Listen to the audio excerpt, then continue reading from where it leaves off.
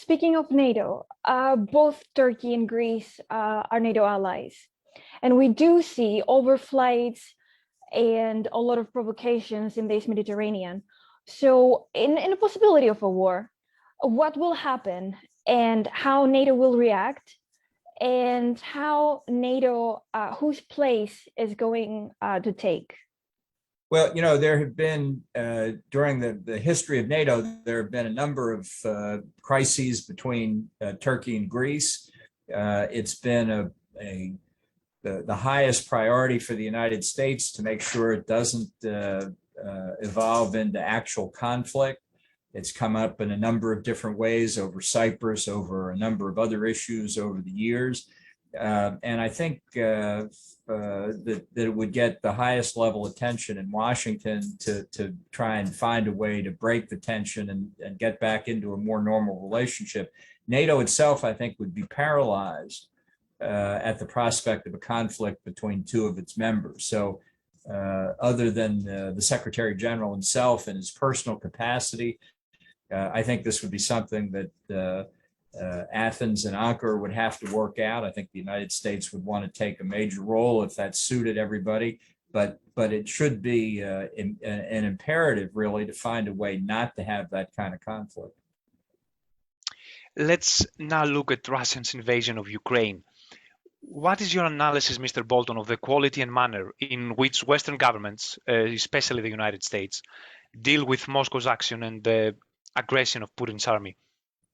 Well, look, I think the first thing we've got to acknowledge is that our collective efforts, U.S. efforts in particular, to deter, to prevent the Russian invasion failed. It's not enough to say, well, we're doing a good job helping Ukraine today. The objective should have been to prevent the conflict in the first place.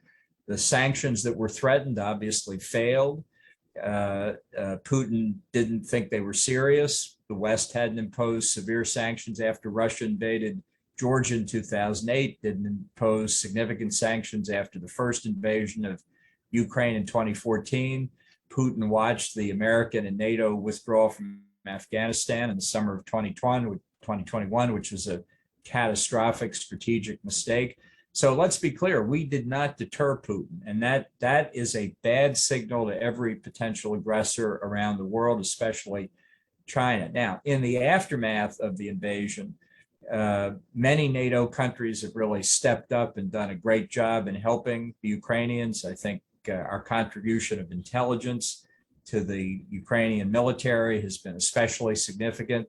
The Russian military performance was stunningly bad. They obviously overestimated their capabilities. So did we. We thought Ukraine would fall within a matter of weeks.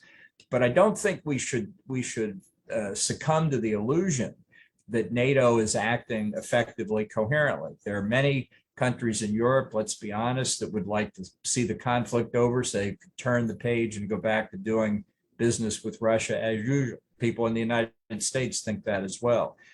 There's still gaps in our sanctions. We see Russia hurt by the war economically, but not hurt enough to change its course. So we'll have to see after this is over. We need a very cold-hearted analysis of how things went. We've done okay. I think that's fair to say, but I wouldn't give us an A.